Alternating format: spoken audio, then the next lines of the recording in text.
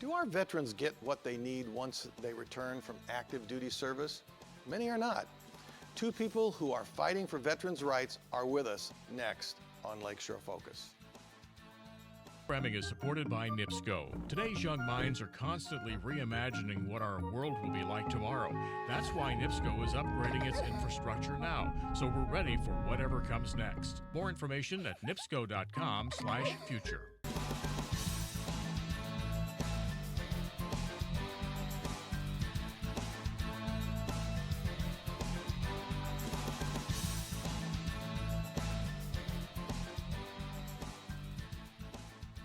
Welcome again to Lakeshore Focus, a weekly show highlighting the key issues, important events, and interesting people in our region. I'm Keith Kirkpatrick. The plight of our military veterans has received quite a bit of press the past year, yet the problems persist, maybe even grow. We've unserved veterans, violent explosions, high levels of suicide. What is going on? Let's see if we can sort through some of these issues with our guest, both of whom have a commitment to helping our veterans. Let's meet Mary Bandstra, who is the Director of Operations at Valparaiso University's Law School, and Tom White, a retired major after 24 years of active service in the U.S. Army. So you guys sound very impressive with your credentials. I don't know who's most impressive here. Well, you only know half of it. You should see it. Yeah. There's even more? I'd blow her off. Yeah, it's true. Tom is significantly more impressive is than it the top secret stuff that we have to be careful of? Right. It gets messy. It gets messy? Okay. Well, I bet some of the people watching this are going, okay, how come you have somebody who's with the law school here? You're not a veteran, are you, ma'am? I am not. Okay. So. But I work for Valparaiso University, which has been recognized nationally as a veteran-friendly school. And I did not know that. Yeah, that's something the university is very proud of and continues to work on. So what does that mean, being a veteran-friendly school? What do you do? Well, across campus, we try to make sure that the services that we have available are open to veterans. We have a lot of students who are veterans who are returning from active duty and going both to the undergrad side and to the law school. Our new first-year class that just started a few weeks ago, 10% of the class are veterans. So it's something that we're very proud of, and that we want to make sure that we continue to take care of the students we have on campus who are veterans. And we have groups of student veterans who are continuing to improve things on campus for those who are coming after them. So that's kind of neat. I didn't really even know that about Valparaiso University. Mm-hmm. So eventually we're going to kind of talk about what the law school's role is in trying to address some of these, but I mean, there's been so much exposure in the media to some of the things going on with veterans, underserved. I mean, they've been involved in some of these violent acts going on, just, denied services, just all. What is going on? It seems to be kind of a mess. Well, is it a mess? Well, my own personal experience is, there are definitely areas that can be improved. One area that is access to healthcare services. That's just one of several areas. Education. You have the post 9/11 GI Bill. You've got other assistance out there. But is it worse than it has been, or is it just there's a lot more media exposure currently with the problems? Well, I think it's probably worse than it has been. You've got a lot of veterans. We've been at war for the last more than a decade. Veterans coming back and needing services, needing those healthcare services, not just the physical, the loss of limbs or eyesight. It's also the mental, and that is something that I don't believe, and I'm sure there's studies that back this up, that the government, that the VA was not prepared for because of the type of combat that is endured by that we're asking our servicemen and women to endure. This sounds like the same scenario that went, I think, in the Vietnam War when the body count started going up, and I think the military wasn't prepared how to inform all these families that they were losing their loved ones. And so you would think we would learn at some point Yeah, you about would. some of these things. And it's, you mentioned that, and that was actually one of my last extra duties while I was on active duty. I was stationed at the United States Military Academy teaching. And West Point, right? Yes. Okay. And one of my duties was for a portion of New York. I was what was called a notification officer. I was also a casualty assistance officer. A notification officer is the one that goes to the door with the chaplain and notifies the family that their loved one has passed. And I can tell you that by far is the worst thing I've ever done in my life. And yes, it's not that I've lost someone, the family's lost someone, but here I am to tell them. And I don't know of any experience that can come to even measure up to how difficult that is. But the reason I mention that is because in the Vietnam War, you had word of mouth in some cases. You had really, the military had to relearn a lot of what they had learned during World War II. And you would think they would have kind of learned some of those lessons, but really haven't maybe as much as they need to. So, Mary, you can get involved in a lot of projects, and when you and I have talked about this, you seem to have a passion for them. I mean, you seem like this is an important thing we need to be doing, is addressing some of the issues veterans have. Why is this so important for you? Well, on a personal level, my grandfather and great uncles and two of my uncles are all veterans, so I have veterans in my family. And I grew up in rural Ohio, and a lot of my classmates went into the Army or the Navy. So I have friends and relatives who are active duty or veterans. And I think on a larger level, I think this is something we as Americans should be doing a better job of. Military veterans basically hand over their lives in defense of our country, and we as citizens of that country and as beneficiaries of their sacrifice should do more to take care of them when they come home. Knowing the sacrifices that these people are making, you being one of those people, I mean, why aren't we doing a better job, and why aren't Americans maybe as concerned as they need to be?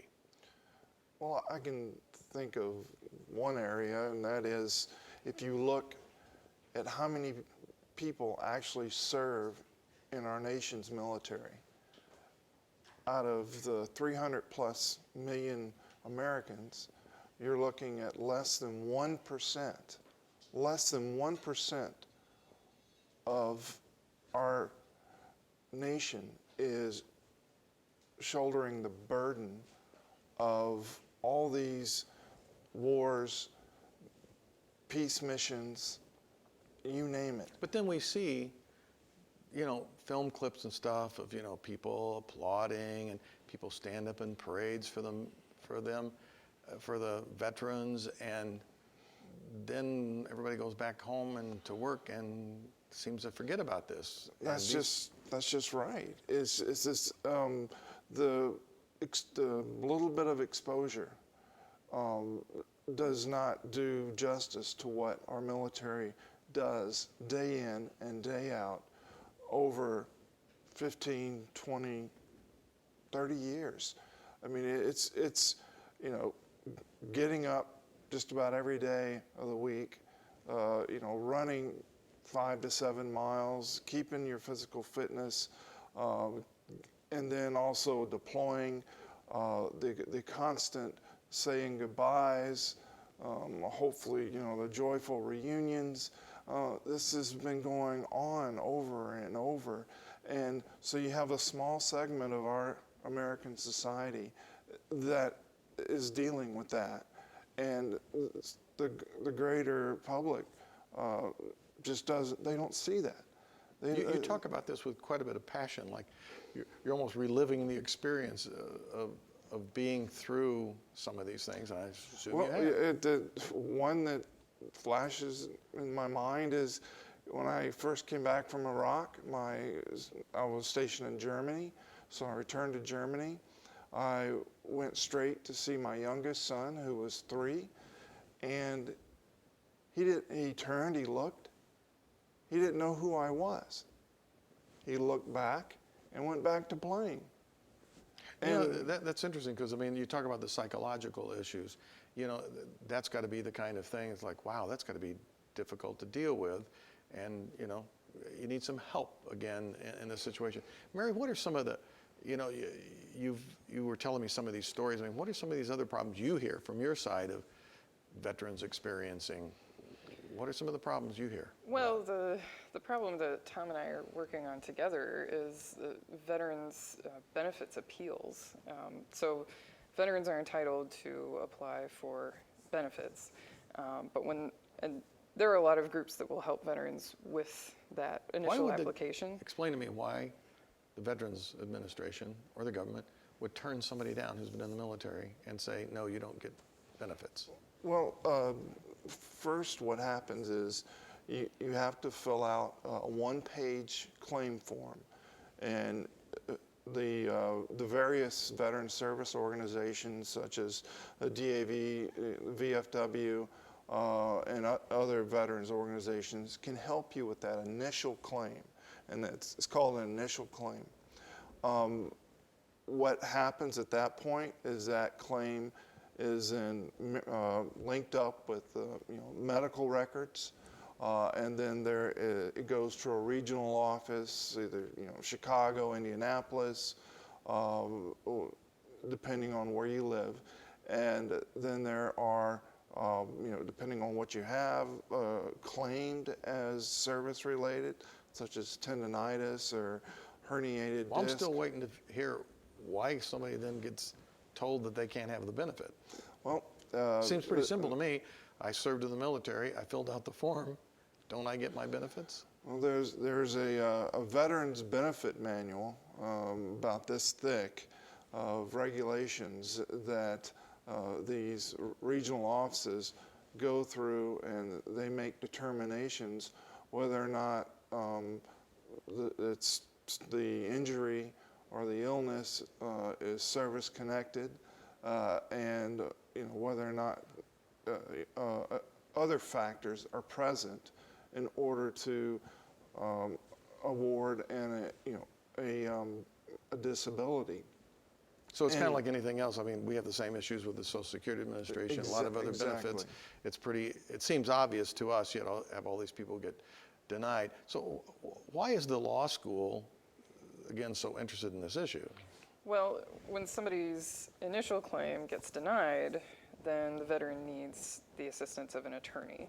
And that's where the law school can help fill in some service gaps, because we can provide, or we're hoping to, once we get this clinic up and running, free of charge expert legal assistance as veterans who've been denied those benefits or got a much lower benefit than they should be getting. Well, why do you need an attorney?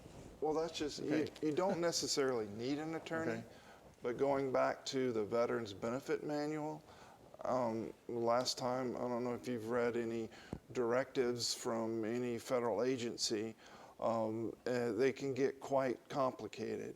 That's because they're written by attorneys, right? Exactly.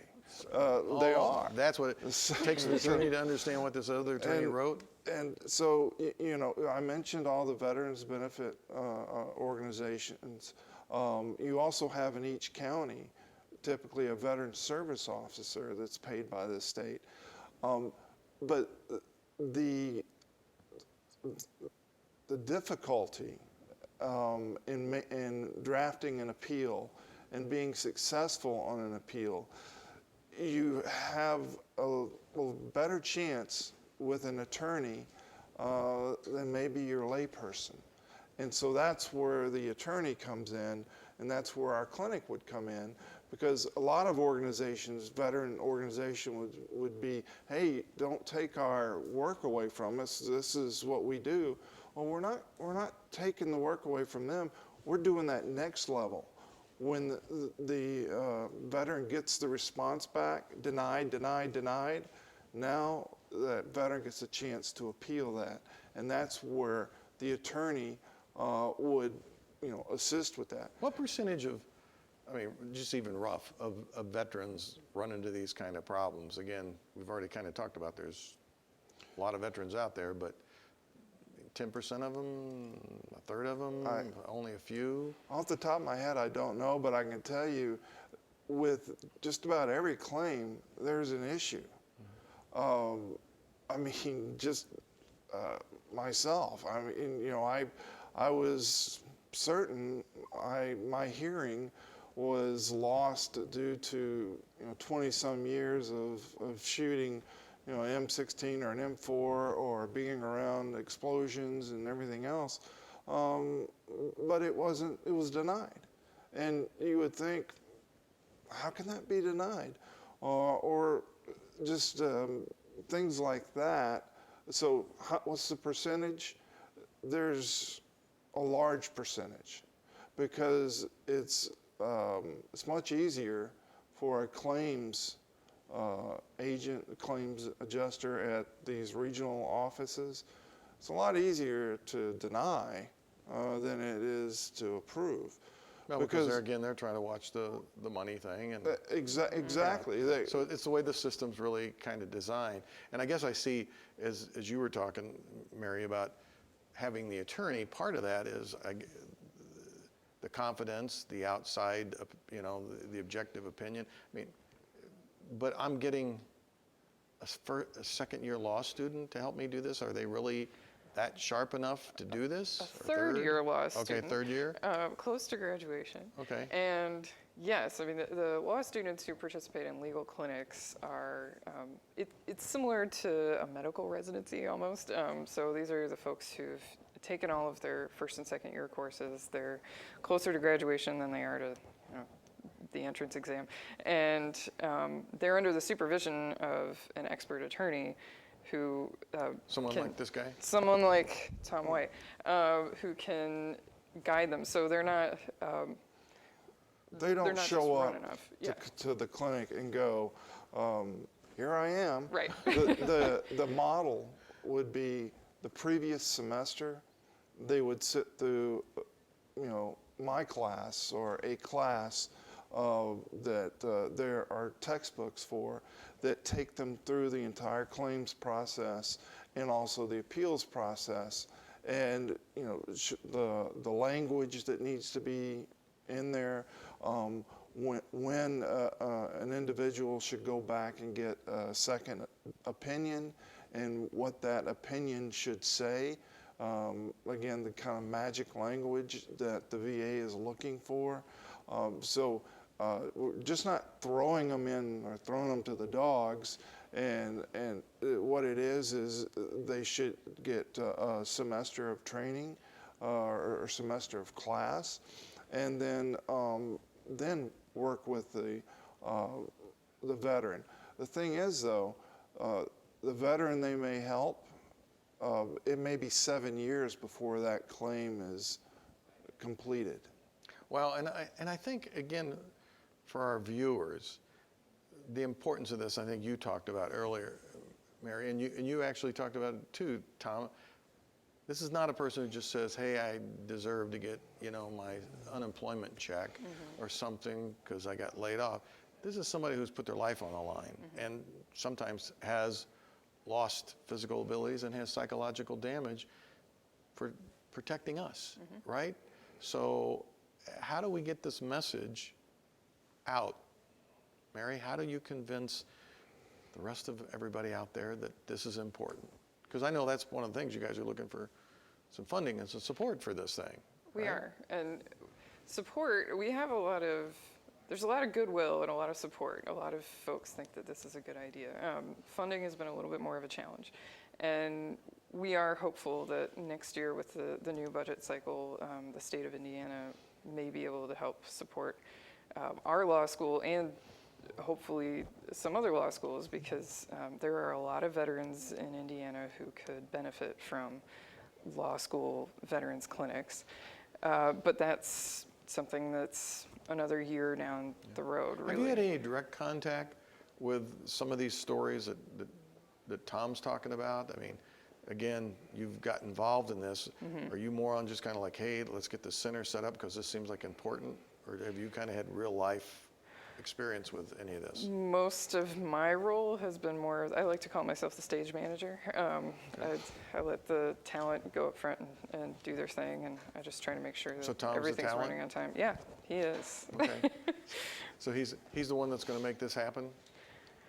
Yeah, he is, really. I mean, he's got more experience than, I'm going to start making claims, but I think you could back this up. Tom has done this at other law schools, and part of his role in his previous life was to help other law schools get legal clinics started. So, I mean, he's the man for the clinic, for sure. So we're down to a couple minutes. So, I mean, what do you want the public to know about this issue? I mean, what are they a little short of knowledge in that area? What do you need them to know? A few things. First would be this program, when it's up and running, would be completely free for veterans, pro bono, the legal term. Secondly, our mission would be to focus on just the appeals, because that will more than overwhelm. I don't know if you know this, but since the focus shifted to initial claims by the VA just a few years ago, now the appeals are getting out of hand as far as response time. So this is a big problem. So it's you can't do this, do this. So free, we will focus on one area. Not that we wouldn't assist in other areas, assisting veterans with potentially discharge upgrades, but that takes a lot of time. And so we do need to keep our focus. Well, it seems to me that, again, I think the important part for our viewers to get is the sacrifice these people have made, and we need to be doing this. And if anybody is interested in this topic, I guess they could reach out to you, either one, through the law school, and support some of the other efforts that are going on with veterans. I appreciate both of you being on the show and sharing this information. Hopefully it's going to make a few people a little wiser and a little more aware of this issue. So I wish I could just say good luck and it would all be good, but I hope to hear more about how it's going to become successful. So thanks for being here, both of you. Thank you. Thank you. All right.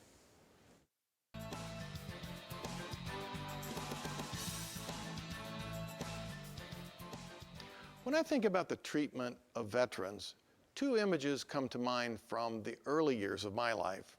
The first are scenes, a group of saluting veterans standing erect and encircling a monument, men dressed in their retired uniforms with medals of honor pinned to their chest, old soldiers marching in a parade, some with rifles, others carrying flags. The audience, spectators, and guests applaud, cheer, cry, or remain silent with heads bowed. The second image that flashes through my mind comes from my early remembrances of the Vietnam War era. Those scenes were quite the opposite, with veterans being spit upon, people screaming and yelling obscenities, and the waving of signs with vicious phrases. These actions were what greeted those going and coming from the conflict in Southeast Asia. Today and over the past several years, we have returned to that period when our men and women in uniform were treated with honor and respect. I've seen videos of courageous and patriotic acts of sacrifice made by our armed forces. There have been TV spots where soldiers are applauded as they arrive at certain venues. I have shed a tear watching the surprise encounters with dear ones as vets return home.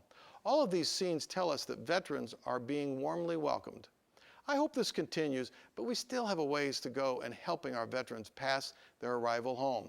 The stories of difficult readjustments, post-traumatic disorders, strained relationships, and even suicide fill the media. Our vets need and deserve all that can be provided when they return. Those who are fighting to help them should also be honored for their commitment and sacrifice. Hopefully, they will prevail and additional support will be forthcoming. So the next time you engage in one of those scenes of warmth and welcome or hold back a tear watching a video, remember that more is needed to be done and you can be part of that continued support in so many ways. As always, I want to hear from you. We welcome your comments and thoughts about the content of this program or what is happening in our communities.